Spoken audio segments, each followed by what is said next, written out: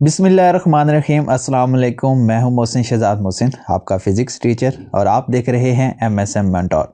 आज की क्लास में हम पढ़ेंगे इम्पल्स के बारे में। तो समझते हैं कि इम्पल्स क्या है। इम्पल्स बेसिकली हमारे पास इम्पैक्ट ऑफ फोर्स को कहते हैं। अब इम्पैक्ट ऑफ फोर्स का क्या मतलब है कि जब किसी ऑब्जेक्ट के ऊपर फोर्स अप्लाई करते हैं तो उस फोर्स से कितना ज़्यादा उसका असर होता है, इसको इम्पैक्ट ऑफ फोर्स कहते हैं। इस बात को बड़ी डिटेल के साथ हम समझेंगे थोड़ी देर के बाद, लेकिन उससे पहले ये देख लेते हैं कि हमारे पास इम्पल्सिव और नॉन इम्पल्सिव फोर्सेस का क्या मतलब होता है। अगर किसी ऑब्जेक्ट पर ज़्यादा टाइम के लिए फोर्स एक्ट करे तो उसको हम नॉन इम्पल्सिव फोर्स कहते हैं। जैसे कि ग्रेविटेशनल फोर्स बॉडी के ऊपर ज़्यादा टाइम के लिए एक्ट करती है, जैसे हमारा वेट बनता है और ये हर वक्त एक्ट करती रहती है, तो ये एक नॉन इम्पल्सिव फोर्स है। लेकिन उसके बरक्स अगर फोर्स बिल्कुल शॉर्ट इंटरवल ऑफ टाइम के लिए अप्लाई करे किसी बॉडी पर तो उसको हम इम्पल्सिव फोर्स कहते हैं, और ये वेरिएबल फोर्स होती है। अब असल में हमने इस डिटेल को समझना है, इम्पल्सिव फोर्स को समझना है। तो यहाँ से हम इसको डिफाइन कुछ इस तरह से करेंगे कि जब किसी बॉडी पर बहुत ज़्यादा फोर्स, लार्ज फोर्स अप्लाई करें, लेकिन कितने टाइम के लिए अप्लाई करें, सिर्फ शॉर्ट इंटरवल के लिए अप्लाई करें, तो उस वक्त उस फोर्स का और टाइम का जो प्रोडक्ट होता है बेसिकली वो हमारे पास इम्पल्स कहलाता है। तो हम इसका जो फॉर्मूला है वो इस तरह से बनेगा कि इम्पल्स को हम आई के साथ रिप्रेजेंट करते हैं, और यहाँ पर जो फोर्स होती है ये बेसिकली एवरेज फोर्स होती है। अब ये एवरेज फोर्स क्या होती है ये मैं आपको थोड़ी देर के बाद बताता हूँ, लेकिन अभी के लिए आप याद रख लें कि बेसिकली जो किसी ऑब्जेक्ट के ऊपर हम फोर्स अप्लाई करते हैं वो फोर्स और जितने टाइम के लिए अप्लाई करते हैं वो टाइम, इनको मल्टीप्लाई करें तो हमारे पास इम्पल्स आता है। अब इम्पल्स का जो यूनिट होता है वो होता है किलोग्राम मीटर पर सेकंड, या फिर हम इसको न्यूटन सेकंड भी कहते हैं, क्योंकि फोर्स का जो यूनिट होता है वो न्यूटन होता है और टाइम के सेकंड, तो यहाँ से ये न्यूटन सेकंड बनता है। और अगर क्वांटिटी की बात करें तो जो इम्पल्स है ये एक वेक्टर क्वांटिटी है, और इसकी डायरेक्शन भी होगी डेफिनेटली। अगर वेक्टर क्वांटिटी है तो इसकी वही डायरेक्शन होती है जिस डायरेक्शन में हम फोर्स अप्लाई करते हैं। और अगर इसके डायमेंशन को देखें तो इसकी डायमेंशन बनती है mlt-1। तो अभी हम देखते हैं कि इम्पल्स का मोमेंटम के साथ क्या रिलेशन होता है। प्रीवियस क्लास में आपने ये रिलेशन ड्राइव किया था कि जो फोर्स है वो rate of change of momentum के इक्वल होती है। इस तरह से हमने एक फार्मूला ड्राइव किया था कि जब वो किसी ऑब्जेक्ट के ऊपर फोर्स अप्लाई करते हैं तो उससे उसका मोमेंटम इंक्रीज हो जाता है। लेकिन अगर हम यहाँ से ये जो डिनोमिनेटर के अंदर टी लिखा हुआ है इसको दूसरी तरफ भेज दें तो ये रिलेशन बन जाएगा F into T is equal to delta P. अब ये डेल्टा पी चेंज मोमेंटम को शो कर रहा है, तो हम इसको लिखेंगे F multiply by T is equal to, change momentum है तो हम इसको mvf माइनस mvi भी लिख सकते हैं। और यहाँ पर अगर हम इसकी लेफ्ट हैंड साइड पर देखें तो ये F क्रॉस टी है, तो F क्रॉस टी तो हमारे पास किसके इक्वल होता है, मोमेंटम के, ये इम्पल्स के इक्वल होता है। तो ये बन जाएगा I is equal to mvf minus mvi। तो यहाँ से हम कह सकते हैं कि जो इम्पल्स है वो चेंज ऑफ मोमेंटम के इक्वल होता है। तो बेसिकली हमारे पास जो इम्पल्स और मोमेंटम में रिलेशन यही है होगा कि जो चेंज ऑफ मोमेंटम होता है वो इम्पल्स के इक्वल होता है।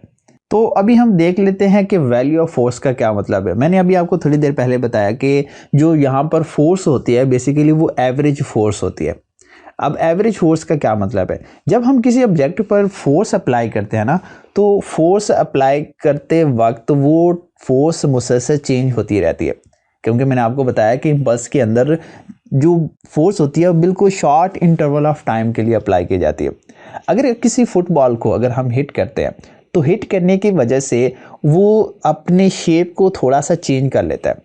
अब जब वो शेप को चेंज करता है तो इस पूरे प्रोसेस में वो अपनी फोर्स को बेसिकली चेंज करता है कि उस पर सबसे पहले कम फोर्स लगती है, फिर फोर्स की वैल्यू बढ़ने लग जाती है, बढ़ते बढ़ते अपने एक पीक पर पहुंचती है जब वो फुटबॉल मुकम्मल तौर पर कंप्रेस हो चुका होगा।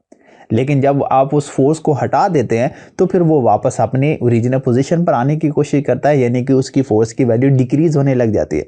तो अगर हम उस फोर्स और वेलोसिटी के दरमियान में, टाइम के दरमियान में अगर एक ग्राफ ड्रा करें तो वो ग्राफ बेसिकली हमारे पास कुछ इस तरह से बनेगा कि स्टार्टिंग में क्या होगा कि इनिशियल टाइम पर जब आप फोर्स एक्ट करवाते हैं किसी बॉडी के ऊपर, उस टाइम को हम t1 कंसीडर करते हैं। तो उसके साथ साथ जैसे जैसे आप उस पर फोर्स एक्ट करवाते हैं तो फोर्स की वैल्यू इंक्रीज करती है, फिर एक मैक्सिमम टाइम तक जाती है, उसकी को इंक्रीज करती है फोर्स के वैल्यू, और उसके बाद फौरन से डिक्रीज करने लग जाती है। अब अगर फोर्स एक वेरिएबल फोर्स है तो इसका मतलब है यहाँ पर तो फोर्स की काफ़ी ज़्यादा वैल्यूज़ होंगी, लेकिन हमने उसमें से कौन सी वैल्यू को चूज़ करना होता है, इसको सिलेक्ट करना बहुत मुश्किल होता है। तो इस प्रॉब्लम को ओवरकम करने के लिए हम इस पूरी चेंजिंग वैल्यू की एक एवरेज वैल्यू ले लेते हैं, जिसको हम यहाँ पर कंसीडर करते हैं। तो ये बेसिकली हमारे पास क्या होगी, उसकी एक एवरेज वैल्यू होगी।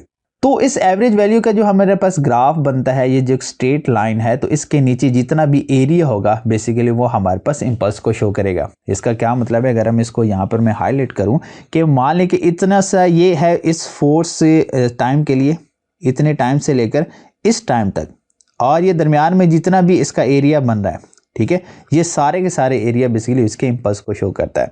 तो यही वजह है कि मैंने आपको इसके फार्मूला में बताया था कि जो इम्पल्स होता है ये बेसिकली यहाँ पर फोर्स, और फोर्स के साथ मैंने यहाँ एवरेज लिखा था कि यहाँ पर जो फोर्स अप्लाई की जाती है वो एवरेज फोर्स होती है, क्योंकि ये एक वेरिएबल फोर्स है और वेरिएबल फोर्स की वैल्यूज ज़्यादा होती है, उनमें से कौन सी सिलेक्ट करनी होती है ये बताना मुश्किल होता है। तो फिर हम इसी वजह से पूरी फोर्स का एक एवरेज निकाल लेते हैं और वो एवरेज फोर्स यहाँ पर पुट करते हैं। तो हमने इसकी डेफिनेशन और इसकी क्वांटिटी कौन सी है, फोर्स किस तरह की अप्लाई की जाती है, इम्पल्सिव फोर्सेस क्या होती हैं, ये सब कुछ देख लिया। अब हम इम्पल्स को और ज़्यादा बेहतर से समझने के लिए कुछ एग्जाम्पल को कंसीडर करते हैं।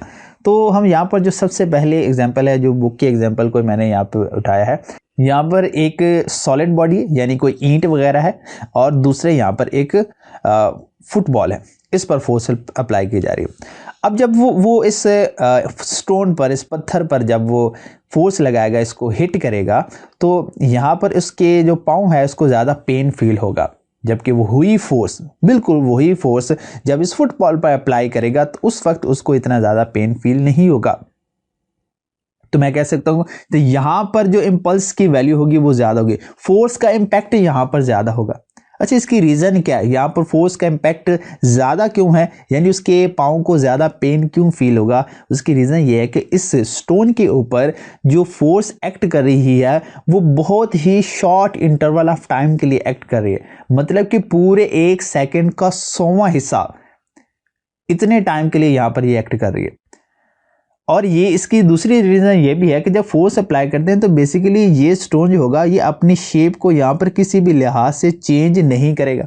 अब शेप को चेंज नहीं करेगा तो वो फ़ौरन से इसे टकरा कर पाँव वापस आएगा और बहुत ही थोड़े टाइम के लिए इसे टकराएगा। फोर्स जो होगी वो टकराने का टाइम बहुत कम होगा, तो ओवरऑल जो फोर्स का इफेक्ट होगा वो ज़्यादा होगा। तो कैसे, मैं रफली कुछ एग्जांपल यहाँ पर कंसीडर कर लेता हूँ।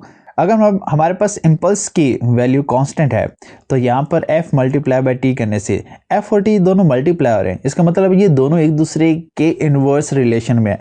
अगर फोर्स जो टाइम है वो बहुत शॉर्ट है, कम है, तो यहाँ पर जो फोर्स की वैल्यू होगी वो ज़्यादा होगी, तभी ये इम्पल्स जो होगा इसको बराबर करेगा, अगर हम कहें कि इम्पल्स कांस्टेंट है। अगर दूसरी इस एग्जांपल में हम देखें तो यहाँ पर जब फोर्स अप्लाई की जाती है तो ये ऑब्जेक्ट, ये फुटबॉल अपनी शेप को बेसिकली चेंज करता है। एक्चुअल में तो इसकी ये शेप थी और उसने इतने शेप को चेंज किया। इस शेप को चेंज करने का मतलब है कि ये पाँव इस फुटबॉल के साथ ज़्यादा टाइम के लिए कॉन्टैक्ट में रहा है, मतलब कि पूरे 1 सेकंड का 10वां हिस्सा तक इसके साथ कॉन्टैक्ट में रहा है। तो अगर उसी फार्मूला को कि इम्पल्स की वैल्यू उसको हम कांस्टेंट रखें और यहाँ पर टाइम की वैल्यू काफ़ी ज़्यादा है, तो फिर फोर्स की वैल्यू कम हो जाएगी, यानी फोर्स का इम्पैक्ट कम हो जाएगा। अगर फोर्स का इम्पैक्ट कम होगा तो ये फुटबॉल ज़्यादा दूर तक नहीं जा सकेगी, या फिर हम ये कहेंगे कि ये फोर्स का इम्पैक्ट कम है तो इस पाँव को वो ज़्यादा हर्ट नहीं करेगी। दूसरी अगर यहाँ पर देखें तो भले ये एक काफ़ी हैवी ऑब्जेक्ट है, ये ज़्यादा दूर तो नहीं जाएगा, लेकिन इसका इम्पैक्ट हमें कैसे पता चलेगा? उसका इम्पैक्ट हमें इस पाँव में होने वाले पेन से पता चलेगा। अब इसी चीज़ को हम एक दूसरी एग्जांपल से समझते हैं कि अगर किसी क्रिकेट के अंदर जब बॉल को बैट से हिट किया जाता है तो क्योंकि ये दोनों रिजिड बॉडीज़ होती हैं, सॉलिड बॉडी होती हैं, तो ये दोनों एक दूसरे के साथ बहुत ही कम टाइम के लिए टकराती हैं। अब क्योंकि टाइम ड्यूरेशन फिर से बहुत ज़्यादा कम हो गया और कम होगा तो ये इसको बहुत दूर तक फेंक सकता है। अब यही वजह होती है कि बैट्समैन बिल्कुल हल्का सा उसको टच भी करे तो जो बॉल होती है वो काफ़ी दूर जाती है। इसका मतलब ये हुआ कि फोर्स का इम्पैक्ट यहाँ पर काफ़ी ज़्यादा बड़ा है और उसने बॉल को काफ़ी दूर तक फेंका है। तो ये हमारे पास इसकी दूसरी एग्जांपल है। तो इन शॉर्ट आपने याद रख लेना है कि अगर फोर्स कम टाइम के लिए लगेगी तो उसका इम्पैक्ट किसी भी बॉडी के ऊपर ज़्यादा होगा। अब इसको हम यहाँ से भी समझते हैं कि ये आपकी बुक के ऊपर डू यू नो के अंदर उन्होंने लिखा हुआ है कि अगर आप के जो सर पे बाल नहीं है, नेकेड स्कल है, तो अगर सिर्फ 5 न्यूटन की फोर्स अप्लाई करें तो आपके इस स्कल को तोड़ने के लिए ये काफ़ी है। यानी सर पे बाल ना होने से सिर्फ 5 न्यूटन की फोर्स लगाने से स्कल को तोड़ा जा सकता है। लेकिन उसके बरक्स सर के ऊपर बाल हो, काफ़ी ज़्यादा बाल हो, तो कवर्ड स्कल हो, तो फिर उसके लिए कम से कम 50 न्यूटन की फोर्स होगी इसको फ्रैक्चर करने के लिए। तो इसका मतलब क्या हुआ, ये इम्पल्स यहाँ पर कैसे आ गया कि अगर बाल नहीं होंगे तो ये सॉलिड ऑब्जेक्ट इसके साथ बिल्कुल शॉर्ट इंटरवल ऑफ टाइम के लिए टकराएगा, और टाइम इंटरवल जितना शॉर्ट होगा फोर्स का इम्पैक्ट उतना ज़्यादा होगा, और ज़्यादा इम्पैक्ट होगा तो ये इसको ईजिली तोड़ सकता है, स्कल को ईजिली तोड़ सकता है। क्योंकि इसके बारे में हम देखेंगे तो यहाँ पर बाल भी होंगे, तो ये हैमर ज़्यादा टाइम के लिए कॉन्टैक्ट में रहेगा, मतलब कि टाइम बढ़ेगा, जब टाइम बढ़ेगा तो फोर्स का इम्पैक्ट कम होगा, तो फोर्स का इम्पैक्ट कम होगा, इसका मतलब है कि अगर स्कल को तोड़ना है तो फिर ज़्यादा फोर्स लगानी पड़ेगी इसके लिए। ठीक है, और इसके साथ लास्ट पे आखिरी बात एक पूछी गई है कि क्या मूविंग ऑब्जेक्ट के पास इम्पल्स होता है कि नहीं होता। तो इसके जवाब में हम लिखेंगे कि अगर जो बॉडी है वो यूनिफॉर्म वेलोसिटी से मूव कर रही है तो फिर उसका जो चेंज इन मोमेंटम होगा वो ज़ीरो होगा, तो इस हिसाब से जो इसका इम्पल्स होता है वो भी ज़ीरो होगा। कैसे, अगर यूनिफॉर्म वेलोसिटी से ऑब्जेक्ट मूव कर रहा है तो मान लें कि उसकी इनिशियल वेलोसिटी जो है वो vi है, और फाइनल वेलोसिटी जो होगी, फाइनल वेलोसिटी बेसिकली वो भी तो vi ही होगी। यानी कि अगर ये 5 मीटर पर सेकेंड है तो एंड तक 5 मीटर पर सेकेंड ही रहेगी, तो वेलोसिटी में तो किसी किस्म का कोई चेंज आया नहीं। और ये बात हम जानते हैं कि जो इम्पल्स होता है F मल्टीप्लाई बाई टी, या जिसको हम I कहते हैं, ये किसके इक्वल होता है, चेंज इन मोमेंटम के इक्वल होता है, mvi। अब क्योंकि इसकी इनिशियल और फाइनल वेलोसिटीज दोनों बराबर हैं तो हम इसको कैसे लिखेंगे, mvi माइनस mvi। अब देखें mvi दोनों सेम टर्म है तो I इज इक्वल टू 0। तो अगर ऑब्जेक्ट यूनिफॉर्म वेलोसिटी से मूव करता है तो उस वक्त उसका जो इम्पल्स होता है वो 0 होता है। तो ये था हमारा आज का आर्टिकल, उम्मीद है आपको समझ आया होगा। आपसे मुलाकात होती है नेक्स्ट टॉपिक में, तब तक के लिए अल्लाह हाफिज।